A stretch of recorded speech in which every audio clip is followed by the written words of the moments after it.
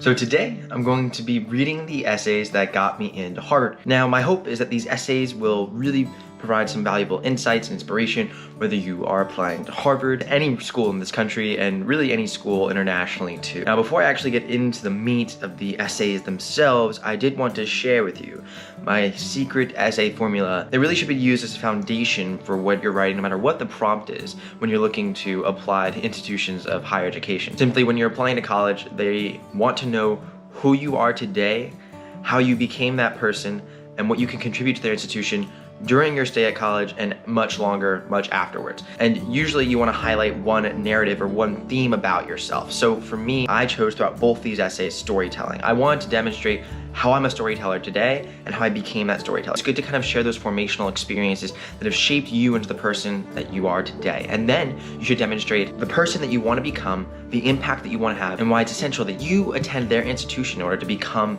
this person. I talked a little more about this in my How to Get Into Harvard video, so I'll actually link it down below. But this is essentially the formula. There's no real concrete formula. Sorry to break it to you, but what's great about this is that it actually gives you the leverage to really throw away all the conventions, the boring conventions that people will say you need to do with college essays. Be funny, be truly yourself, and while you're in it, make sure you're hitting on those 3 points. And now for some examples, specifically my own essays that I use to apply to college. I'll first start with my Common App essay, then I'll get into my actual essay that I use to apply for Harvard, the Harvard supplement. So yeah, let's get right into it.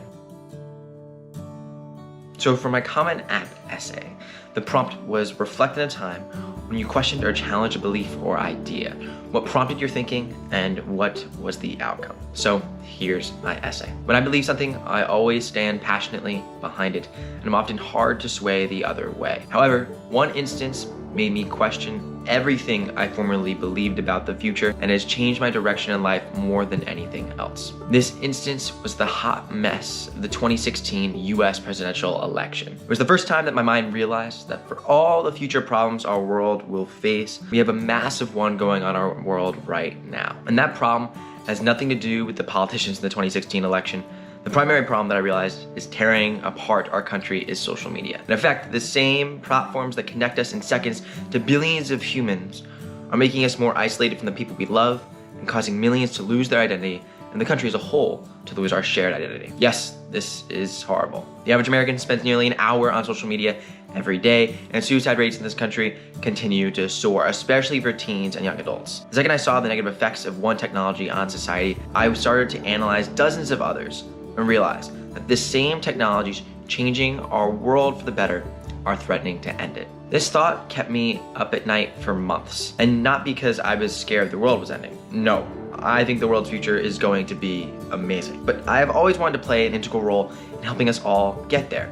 And for years, I thought my role would be designing nanobots that could cure cancer, eliminate addiction, and reverse the effects of climate change. In short, I wanted to help invent technologies that could change the world. Then I had an 8th life crisis. I don't know if that's a thing, but I don't think I'm at a quarter life yet, where I realized that by creating technologies, I would only be creating powerful tools that could be used to benefit society or damage it. And for every ounce of joy something can create in this world, it has an equal potential to cause it destruction. That's when I realized my ambitions for being the next Bill Gates or Jeff Bezos in the forthcoming atomic precise manufacturing revolution. Don't even get me started on this. I literally could nerd out for days. Would lead to me causing an equal magnitude of positive and negative impacts in the world and successful in my ambitions. And this is not exactly in line with my goal of helping people to live happier and more loving lives. So I switched gears completely. I realized that I want to make an impact in this world, not by creating the technologies of the future, but influencing how they are used.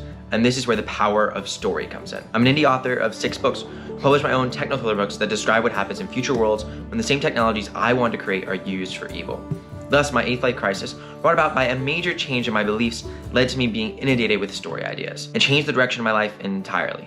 Now I view the power of story as equally as powerful as the ability of technology to change the world. Now I know that story is the one innately human connection that ties us all together, and helping to feel that connection is my purpose. My dream is to define what it means to be a 21st century storyteller, inspire others to share their own stories, both real and fictional, with the world, and ultimately to highlight the darker aspects of our future with my stories to compel us to triumph together over it all. Okay?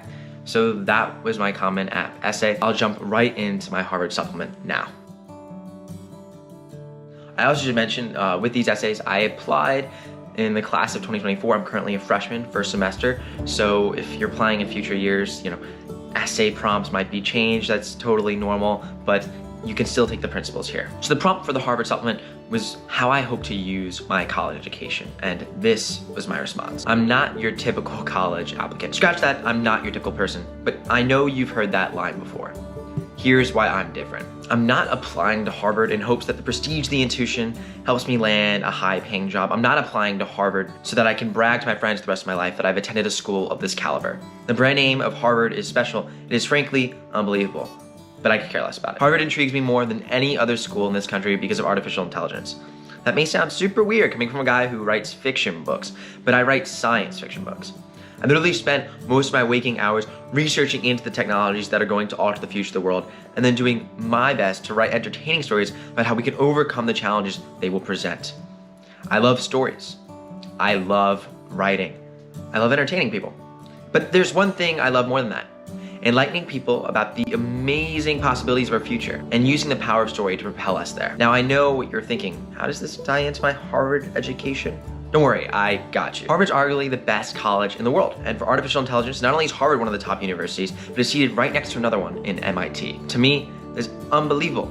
I know it's weird coming from a writer that artificial intelligence is the thing that intrigues me the most of the education from a school that has an amazing humanities program, that I have more in common with the computer programmers than the fact that we spend most of our day typing on a keyboard, although that is most certainly true. Artificial intelligence is currently on a collision course with not only disrupting every major industry in the world, but also becoming the center of a rising global conflict between the United States and China. Given these challenges, we have a lot to overcome in the very near future, and I have something in common with every computer scientist on this front.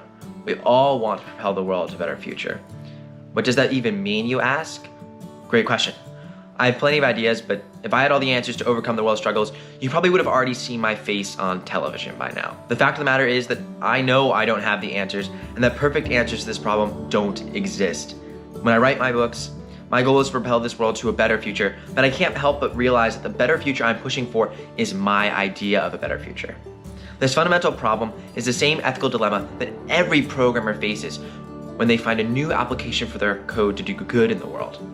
Because what may be great for one person may hurt many others without the person who created it even realizing it. That's why education to me is more important than anything. The only way to broaden my perspective of the world is to learn more about it. I want to learn about how the human brain is wired and how computers are wired.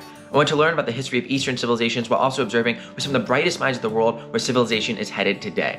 I have so much I want to learn and so much information that I want to take in. But to me, education is about more than just the information we want to learn. Education at its core is about teaching us how to be better at processing the information in the world around us. In essence, a great education should broaden our perspective, challenge our preconceived notions of the world, and give us the tools to grow as people and intellectuals for the rest of our lives. At Harvard, amazing people from all over the world live within yards of one another and are surrounded by some of the best and most diverse faculty in the world. To me, that is insane in the best way. To me, that is what education is all about. And with that education, I hope my view of the world is shattered in the best way possible. I hope my vision for a better future for all morphs dramatically from where it is today.